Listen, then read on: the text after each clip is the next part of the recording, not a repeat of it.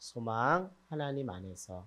사랑하는 여러분, 하나님은 여러분에게 은혜를 부어주시기를 원하십니다. 사모하는 자에게 거저 주시는 것이 하나님의 은혜이죠. 여러분도 하나님의 은혜를 받고 또 은혜 가운데 강건해지기를 주님의 이름으로 소망합니다.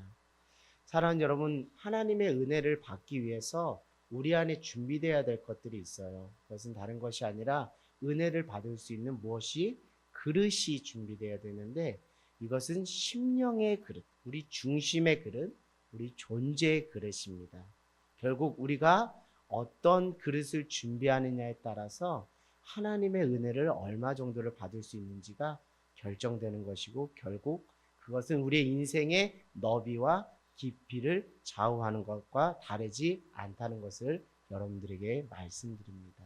사랑하는 여러분, 우리가 지금 살아가는 삶이라는 것이 사람과 사람 사이에 살아가는 것이죠. 인생사 이렇게 이야기를 하고 있습니다.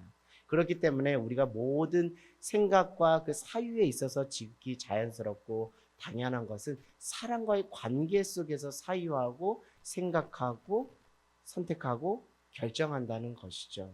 그렇기 때문에 우리가 더더욱 눈에 보이는 것을 또 우리가 집중하고 그것에 반응하면서 살아갑니다.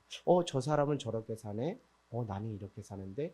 저기 집 자녀들은 저렇게 사네. 우리 집에는 이렇게 사는데. 저기 교회는 저렇게 하네. 우리 교회는 이런다. 하면서 우리가 수많은 그 사람과 사람과의 관계 속에서 그 비교 논리 속에서 우리가 생각하고 사유하고 판단하고 결정하는 것이죠. 저는 요즘 이 가을의 때 하나님께서 우리의 인생을 열어가신다라는 생각을 해보게 됩니다. 한 분 한 분 여러분들 인생이 풀어지고 인생이 열어지는 놀라운 역사가 있기를 주님의 이름으로 간절히 소망합니다. 오늘 제가 기도에서도 언급했듯이 요셉이 이것이 지독한 그 인간세에 얽힌 그 매듭을 푸는 것이라고 그가 생각했으면 결코 그는 그의 형제들을 그의 형들을 절대 용서할 수가 없었어요. 그러나 그의 인생을 더 확장적으로 하나님과의 그 동행함과 그 하나님과의 그 관계 속으로 연결시키고 확장시키니까 이것이 단순히 사람과 사람과의 관계 속에서 불거진 그 문제, 그 상처의 그 쓴뿌리가 아니라 하나님의 그 계획과 섭리가 있구나라는 것을 깨닫게 되는 것이죠. 사랑하는 여러분, 오늘 말씀 제목처럼 여러분이 어떤 생각을 하든지 어떤 행동을 하든지 어떤 결정을 하든지 간에 하나님 안에서 하는 은혜가 있기를 원합니다. 그것이 그런 은혜들로 우리가 반복적으로 훈련하는 것은 다른 게 아니에요. 서두에도 말씀드렸듯이 은혜 받을 수 있는 그릇을 키워가는 과정인 것이죠. 왜? 사람과의 관계로만 우리의 인생을 단정 지으면 정말 우리의 생각이 너무나 편협하고 단편적이지만 그 하나님, 창조주이신 하나님이 우리를 이 땅에 보내주시고 예수 믿게 하시고 우리를 자녀 삼아주시고 삼아주신 것으로만 끝나는 것이 아니라 우리에게 사명과 우리에게 미션을 주신 그 하나님의 놀라운 계획과 그 섭리 안에서 우리가 인생을 바라볼 때 하나님께서 나를 향한 놀라운 계획이 있구나.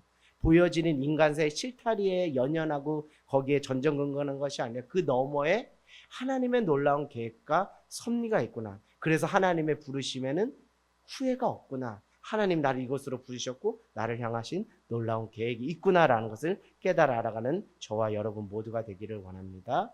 오늘 그것을 삐짓고 들어가면 그런 어떤 안타까움 속에서 여전히 그 인간사의 그 관계의 틀 안에서 여전히 집착하고 인생 가운데 연연하는 그 인생들의 안타까움들을 사도 바울이 보고 나서 그가 하나님의 계획과 섭리 안에서 그의 인생이 풀어지는 그 광활하고 광대하신 하나님의 그 주님의 세계를 바라보면서 이 고린도 교회의 성도들을 보니까 너무나 안타까운 거예요. 왜요?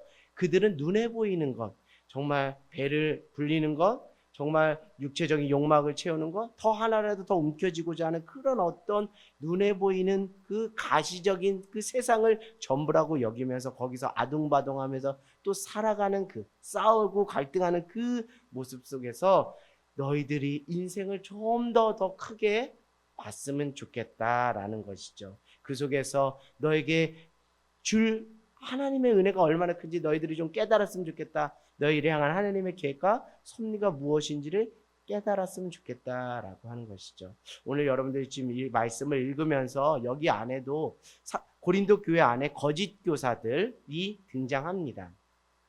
거짓 교사들이 등장하는데 3절에 보니까 우리가 육신으로 행하나 육신에 따라 싸우지 않는다 이렇게 이야기하고, 4절에 우리의 싸우는 무기는 육신에 속한 것이 아니요 오직 어떤 견고한 진도 무너뜨리는 하나님의 능력이라 모든 이론을 무너뜨리고. 이 표현할 수 있는 것은 무엇이냐면 그가 인간사에서 있는 자기 능력과 스펙, 어떤 세상에 말하는 그 권력의 힘에 거기에 벌벌 떠는 것이 아니라 하나님이 우리의 창조주시고 하나님의 세계 가운데서 하나님의 자녀들에게 부어주시는 하나님의 능력으로 우리가 사는 인생이라는 것을 사도 바울이 깨닫게 되면서 우리가 혈과 육으로 싸우는 아둥바둥하는 인생이 아니다. 우리는 결국 하나님의 능력 안에서 우리가 승리하는 인생이다라고 말하고 있어요. 사랑하는 여러분, 오늘 그 거짓 교사들의 그 논리들은 다른 게 아니에요. 비교 논리입니다. 비교 논리. 여러분, 이 비교의식이라는 것이 얼마나 신앙 안에서 암적인 존재인지를 여러분들이 깨달아 알아가기를 원합니다.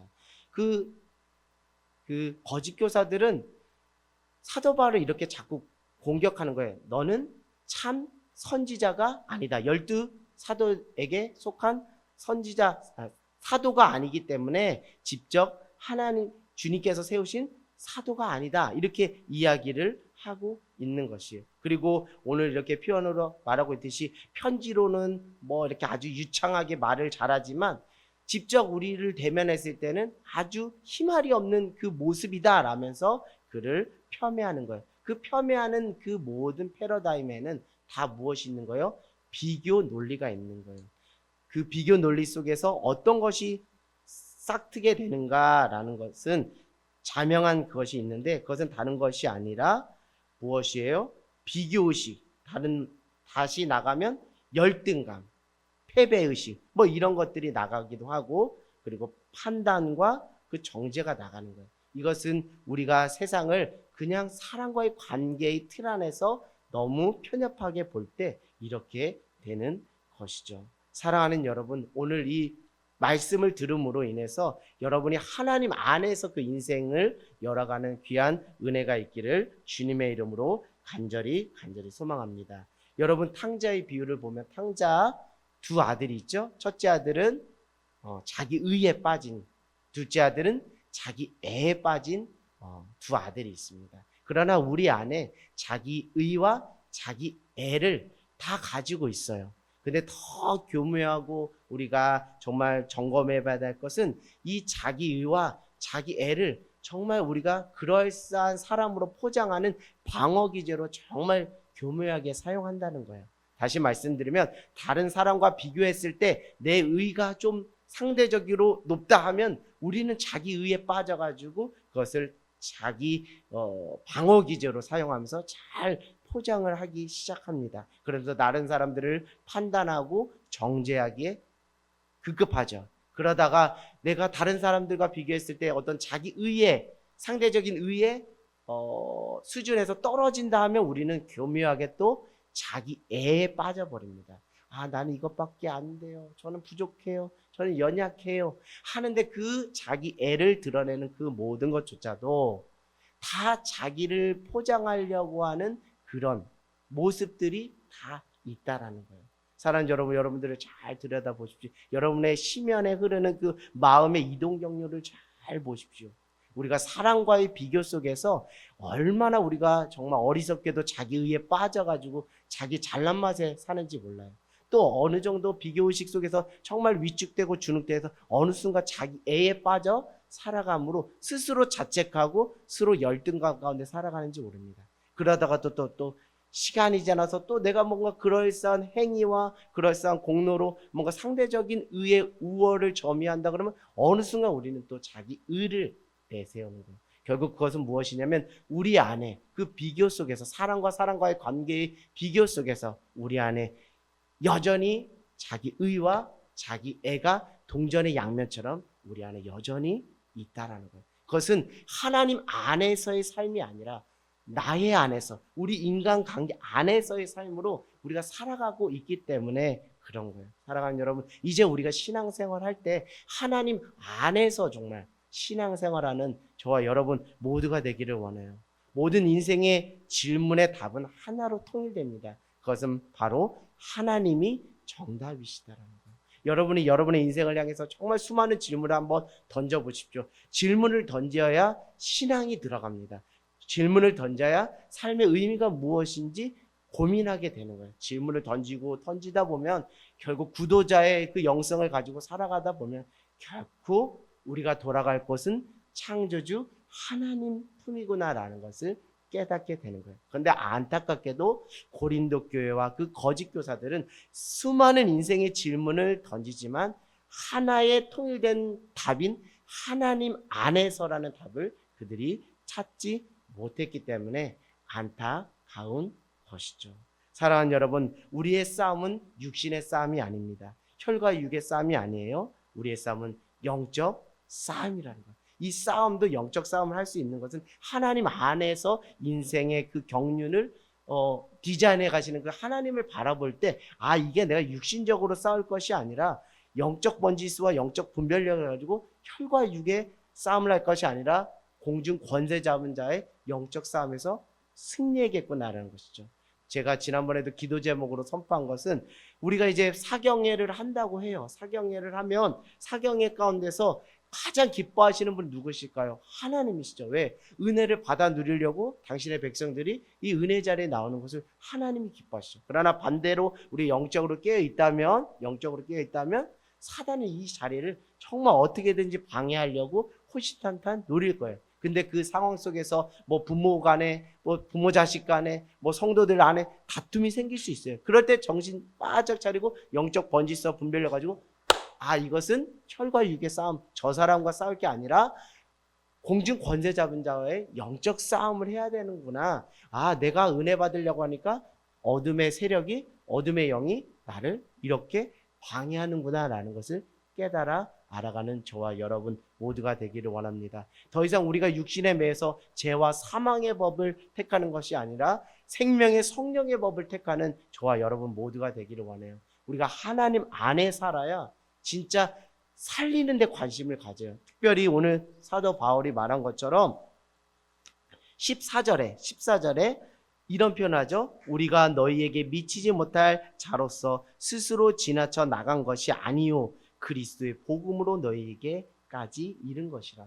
결국 무엇이에요? 생명의 성령의 법 안에 있으면 우리의 관심은 육신의 배를 불리는 데 있는 것이 아니라 복음 전하는 데, 생명을 전하는 데, 죽어가는 자들에게 예수 생명을 전하는 데 우리의 관심이 있다는 것이죠. 사랑하는 여러분, 우리의 영적 싸움의 그 무기는 무엇입니까? 우리 4절에 하나님의 능력이라는 거예요. 4절 하나님의 능력, 육신에 속한 것이 아니라 하나님의 능력이다라는 거예요. 근데 여러분, 하나님의 능력이 우리가 싸움 가운데서 승리할 수 있는 우리의 무기인데 그것은 다른 게 아니에요. 뭐 진짜 뭐 칼과 창 이런 거 장착하는 그런 어떤 가시적인 것이 아니라 우리의 존재의 태도, 우리 존재의 자세, 그것이 누구요?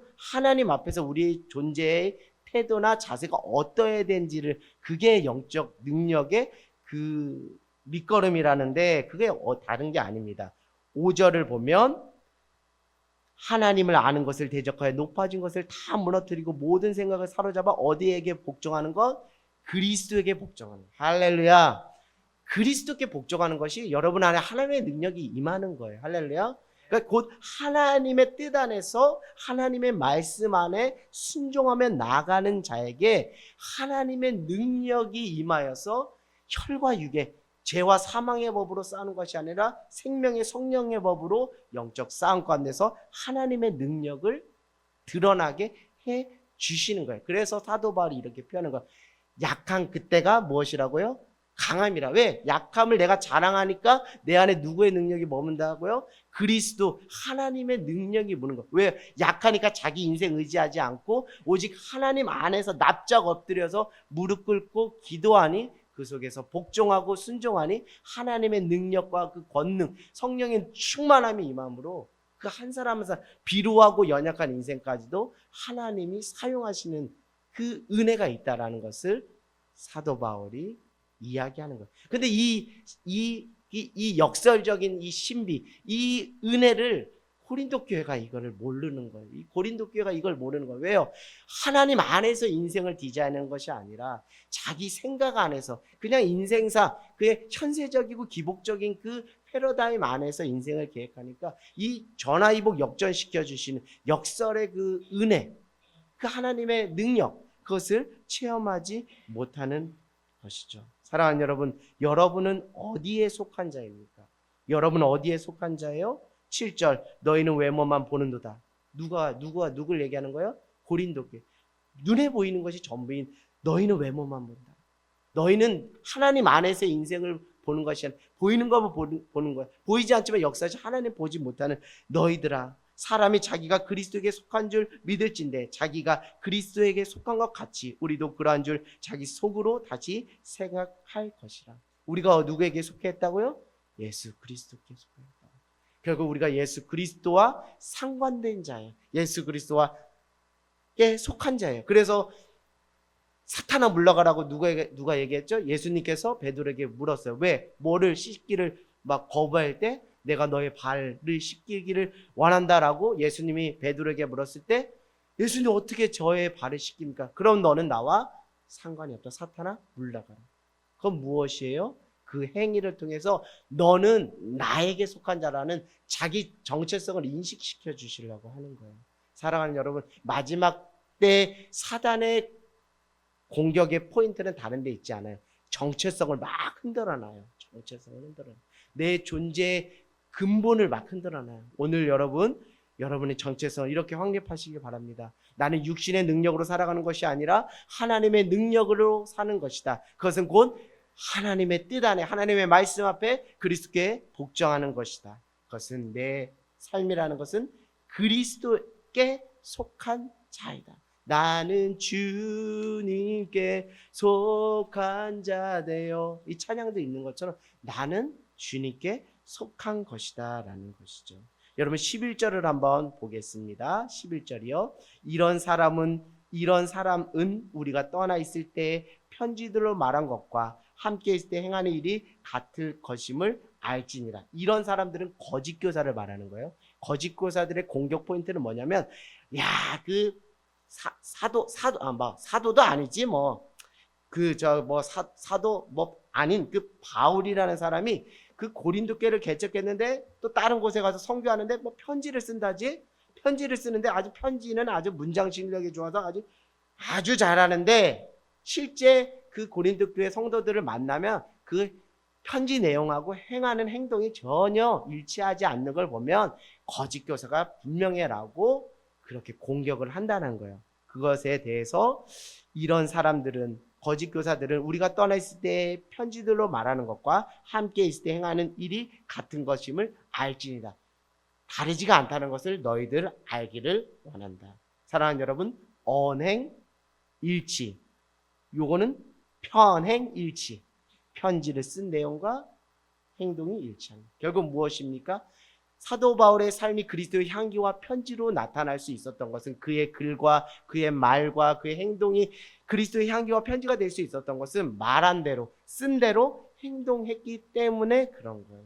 그렇기 때문에 그것이 영향력이 있고 그것에서 능력이 나타나요. 그것을 통해서 그의 삶을 통해서 그가 나는 사도다라고 자기 증명을 하지 않아도 나는, 세상 사람들은 그를 통해서 저 사람이 참 주님이 세우신 사도구나라는 것을 알 수 있는 거예요. 사랑하는 여러분, 우리 스스로 자기 존재를 증명하려고 애쓰지 맙시다.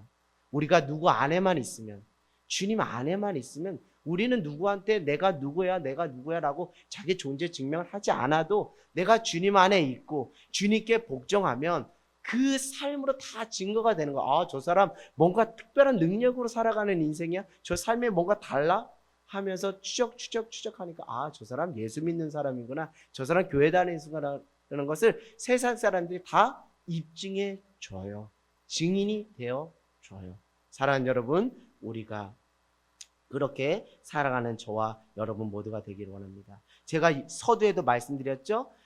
사랑과 사랑과의 그 관계의 패러다임으로만 사는 사람들은 비교의식 가운데 살아간다고 했는데 그것이 12절에 나와 있어요. 12절을 한번 보겠습니다. 시작. 우리는 자기를 칭찬하는 어떤 자와 더불어 감히 짝하며 비교할 수 없노라. 그러나 그들이 자기로서 자기를 헤아리고 자기로서 자기를 비교하니 지혜가 없도다. 계속 비교하다가 인생 끝나는 거예요. 비교로 시작해서 비교로 인생이 끝나는 거예요. 제대로 하나님 앞에 서보지도 못하고. 할렐루야.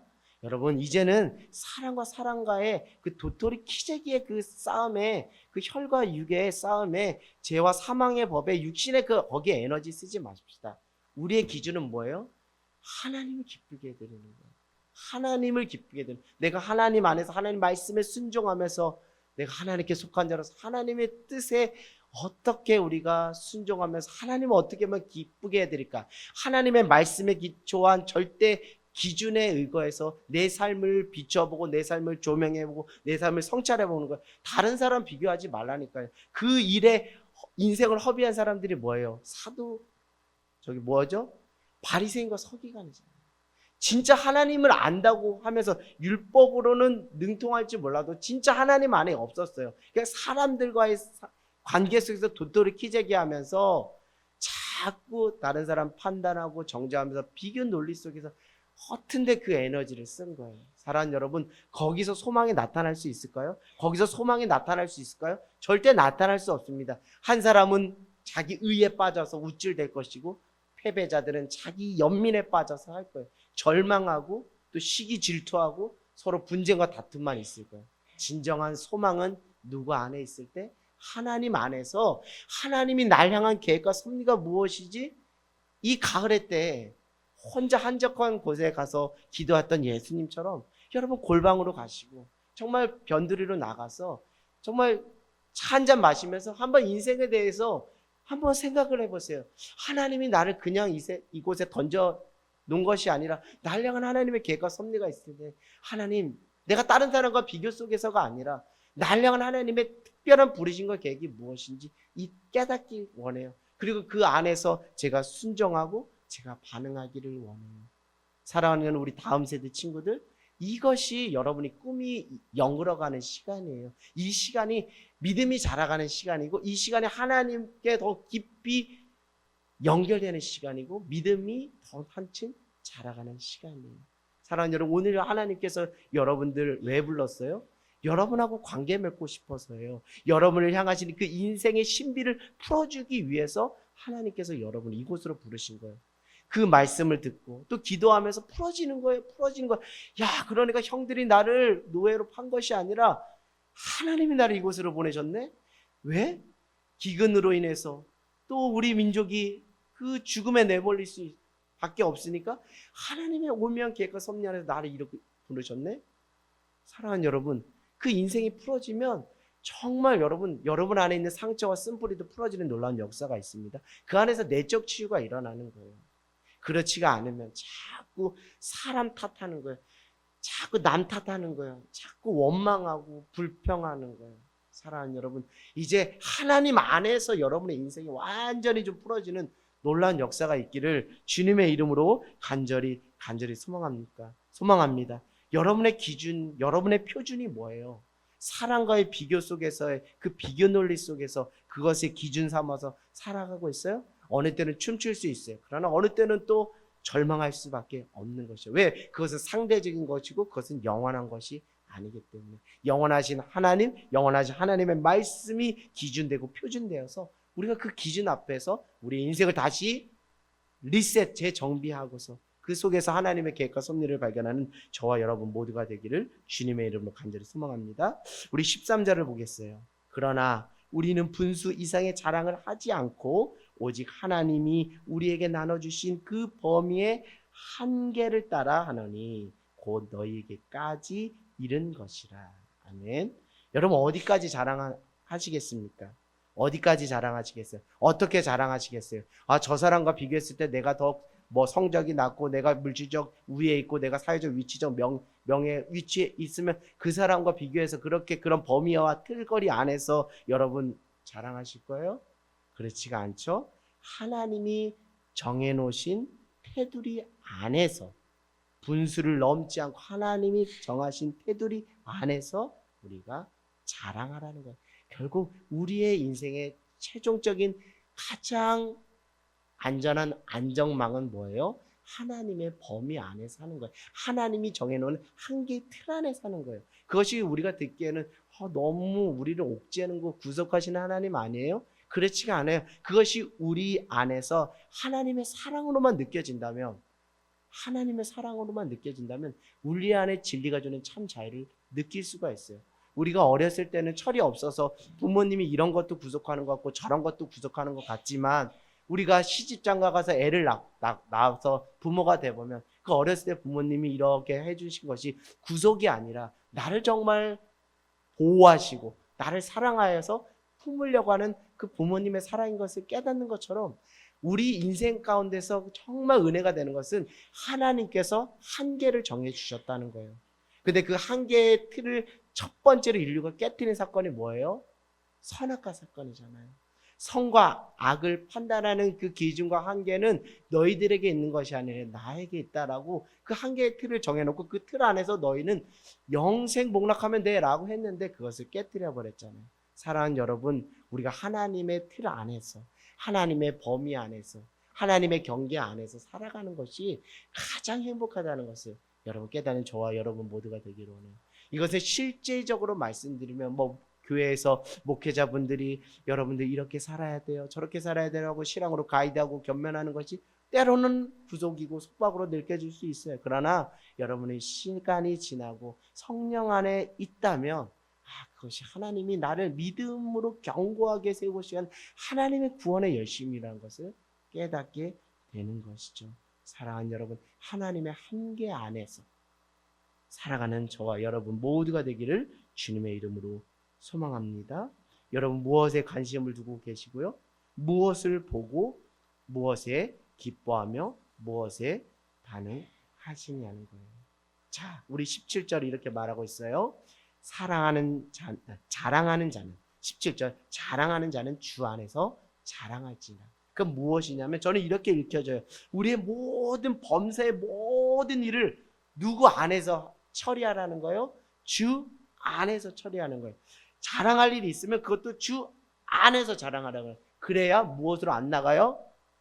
자기 의로, 교만으로, 불순종으로, 하나님의 영광이 아닌 자기 영광을 취하는 이런 것으로 나가지 않는다는 거예요. 자랑하는 일만 그렇습니까? 우리의 어떤 모든 일들을 하나님 안에서 다 해보세요. 자식 문제든 경제적인 문제든 정말 신앙의 문제든 여러 가지 문제들, 삶의 범사의 모든 일을 하나님 안에서 한번 해보세요. 그 속에서 하나님은 우리에게 무엇을 주신다고요? 소망을 주신다는 거예요. 살 길을 열어주신다는 거예요. 네, 그 속에서 하나님의 계획과 섭리가 풀어져요. 그래서 하나님은 말씀에도 말하고 있지, 하나님은 멸망의 하나님이 아니라 구원의 하나님, 하나님은 사랑의 하나님이구나. 그 깨달음, 그래서 좀 더 자라가는 거예요. 좀 더 자라가는 거예요. 좀 더 하자. 우리 청년들 이성교제도 하나님 안에서, 공부하는 것도 하나님 안에서, 우리 직장 생활하는 직장 하시는 우리 부모님들, 우리 하나님 안에서, 목회자도 당연히 하나님 안에서, 설교하는 것도 하나님 안에서, 모든 봉사도 하나님 안에서, 그래야 하나님을 기쁘게 해드리고 하나님께 영광 올려 드릴 수 있어요. 그러니까 어떤 부분에서 말하면 신앙은 단순해요. 어렵지가 않아요. 거창하지가 않아요. 내가 지금 하나님 안에 있느냐 없느냐를 보시면 딱 떨어져요. 내가 하나님 안에서 하나님을 기쁘시게 하는 삶으로 살아가고 있느냐 없느냐를 보면 딱 떨어져요. 오늘 기도하면서 우리의 삶을 정비하시고 다시 우리의 신앙을 정비하시고, 그러면서 우리가 정말 결단하면서 이 사경회를 통해서 주님, 나의 신앙을 다시 리빌딩 하겠습니다. 하나님 안에서 하겠습니다. 하나님께서 하나씩 퍼즐을 맞춰주시는 그 스텝에 맞춰서, 하나님의 보폭에 맞춰서 내가 내 인생을 하나님의 그 은혜의 경륜 안에서 디자인해 나가겠습니다. 계획해 나가겠습니다. 그렇게 한번 해보시는 저와 여러분 모두가 되기를 원해요. 여러분, 의라는 게 무엇일까요? 의라는 것이 비교 속에서 저 사람과 나와 비교했을 때 어떤 도덕적인 우위를 의라고 생각할까요? 그럼 그렇게 생각할 수도 있어요. 그러나 우리가 믿는 사람이라면 단순 그런 생각으로만 있으면 안 돼요. 18절, 옳다 인정함을 받는 자는, 의라고 인정받는 자는 자기를 칭찬하는 자가 아니에요. 이게 주 안에서 그러지 않으면 자기 칭찬으로 빠진다는 거예요. 자기 칭찬하는 자가 아니라 오직 주께 칭찬하시는 자, 주님께서 칭찬하시는 자. 그러니까 무엇이에요? 비교 논리 속에서의 의가 아니라, 도덕적 우위가 아니라, 이 모든 삶이 하나님이 옳다 인정하시고, 그것은 다른 말로 하면 하나님이 칭찬하시고 하나님이 기뻐하시는 것이 의라는 거예요. 그것이 우리가 생명으로 나가는 생명의 길이고 우리가 나가야 될 방향이고 지향점이라는 거예요. 사랑하는 여러분, 오늘 우리가 한번 하나님 안에서 하나씩 하나님 안에서 하나씩 여러분의 삶의 문제들, 여러분들이 지금 고민하고 있는 여러 가지들 하나님 안에서 한번 하나씩 주머니에 있는 거 끄집어내듯이 하나씩 이렇게 하나씩 한번 끄집어내보세요. 그것이 여러분의 기도가 되기를 주님의 이름으로 간절히 소망합니다. 그러면 성령께서 여러분에게 말씀이 기억나게 하시고 생각나게 하시고 깨닫게 해주실 거예요. 왜요? 성령님은 계시의 영이시고 기억나고 생각나게 하시고 하나님의 은혜의 기쁜 것이 무엇인지 깨닫게 하시고 내가 예수 그리스도를 믿는 믿음 안에서 하나님의 은혜로 구원받은 자야라는 그 기쁜 은혜를 깨닫고 이제는 교만이 아니라 겸손함으로 납작 엎드려서 내가 세상에서 정말 사람들과의 그 비교 속에서 살아가면서 거기서 희노애락을 느끼는 것이 아니라 하나님 안에서 참된 소망이 그 주님 안에 있구나라는 것을 깨닫고 살아야지라고 오늘 성령께서 우리에게 그렇게 인도하실 줄 믿습니다. 하나님을 사랑하는 자, 곧 그 뜻대로 부르심을 입은 자들에게는 모든 것이 합력하여 선을 이루어 가시는 하나님의 그 은혜가 여러분 오늘 그 기도의 현장 가운데서 실현되게 될 줄 믿습니다.